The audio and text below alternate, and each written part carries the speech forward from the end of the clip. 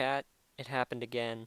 While I've been searching for new free time games in the last few weeks, I found one that triggered my gaming addiction with its detailed pixel art graphics and hours of fun and addicting gameplay. Hello and welcome to the Absolute Gamecast. Today I'll be discussing Creatures of Aether, a simple, addicting, and fun mobile game I recently discovered and enjoyed so much that I wanted to help others discover it too. But first, for those of you who, like me, had never heard of this game before, I'd like to give some brief context. Creatures of Aether is an indie free-to-play mobile strategy game set in the Rivals of Aether universe. The game was developed by Taco Boy Studios, Aether Studios, and Dan Fornes, and was released on mobile devices September 28th, 2020, before later being ported to Steam August 2nd, 2021. Creatures of Aether has a very fluid story. The way you progress is truly up to you. You build up and revise your best deck of cards featuring various characters and creatures from all corners of the Rivals of Aether franchise to try to reach the top of the game's global leaderboards. That's about it story-wise, and while it may be a bit vague and simple,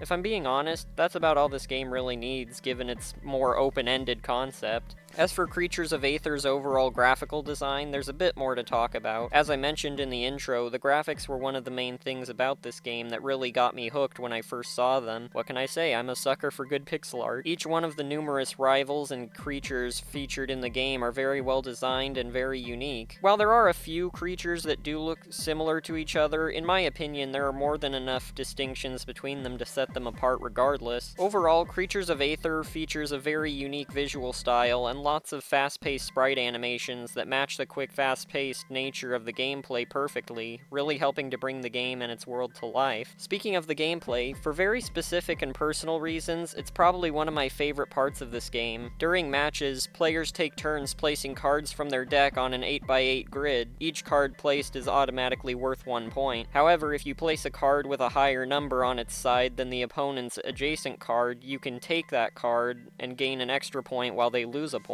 Once the board is full, the match ends and the player with the most cards is declared the winner. In Creatures of Aether, a full deck must contain a total of 8 cards with an exact power level of 20, with each individual card's power being denoted in the red box at the bottom. This consists of one rival card that acts as your deck leader with various special abilities. As an example, 2 of the starters, Zetterburn and Orcane, both feature more offensive abilities. Zetterburn's ability floods the entire board with fire that captures enemy cards and cures debuffs from your own cards on contact, while Orcane's ability allows him to capture opposing cards from a distance with a shot that pierces through walls. On the other side of the starter quartet, you have Maypole and Abza, whose abilities require more planning. Maypole's ability causes roots to spread to any adjacent card of your choosing that's number is lower than hers. This effect then spreads onto the rooted cards, forming a chain that stops when there are no more cards that can be taken. Abza's ability is about the same, with the only difference being that the chain only starts when one of her numbers matches the adjacent card she's placed next to. The remaining 7 cards in your deck are made up of non-rival creatures, some of which featuring abilities not seen on the rival cards, ranging from creating extra elemental tiles on the board to buff cards of their type, or increasing your card's numbers. Each card belongs to one of 4 elements: water, fire, earth, or air, though there doesn't seem to be any real differences in playstyle between the 4 elements. You can also level up cards in your collection 3 times, up to level 4, making their numbers increase each time. This is done by gathering duplicates of a given card and paying in-game currency to increase that card's level. New cards can be collected from loot chests and elemental-themed booster packs purchased with in-game currency from the in-game shop, as well as from Battle Pass rewards. There are also a number of side modes as well: roguelike dungeons of various lengths full of loot chests, draft battles where players take half their deck and swap it for half their opponent's deck, and a few more things I'll let you discover for yourself. I know what I'm about to say may seem like an over-exaggeration to some, but growing up as someone who loved the Skystones minigames from the Skylanders franchise, it made me unreasonably happy to see that not only does Creatures of Aether share a similar gameplay style, but it also adds to it in a number of ways. To be fair, the gameplay can admittedly be a little frustrating sometimes in the higher tiers, but that's just the nature of strategy games like this. The fun of the game would be entirely lost if you were able to easily outsmart your opponent and never get outplayed played back. The game also gives you plenty of opportunities to improve your deck, so if you're struggling a lot, it might be worth tweaking or rethinking your strategy. Overall, if it wasn't obvious, I absolutely loved the gameplay of Creatures of Aether. While I understand it may not be for everyone, trying to outplay your opponent and the huge dopamine rush making smart plays provides is always a great feeling that I definitely feel makes the experience at least worth a try. Unfortunately, with the game being almost 5 years old at the time of this video, the servers seemingly aren't as active as they once were. The game makes up for that, however, by giving you the opportunity to play against computer players on the ladder if you aren't able to find a human player after a reasonable amount of search time. In conclusion, I really enjoyed this game, and I would highly recommend it, especially to anyone who's a fan of games that require more strategic planning, or ones you can always keep coming back to whenever you're looking for something to do. That's about all I have to say for this video. I hope you enjoyed it. If you did, don't forget to like, subscribe, ring the bell for notifications. Not gonna force you, do what you want. Thanks for tuning in, and that's the video. Bye!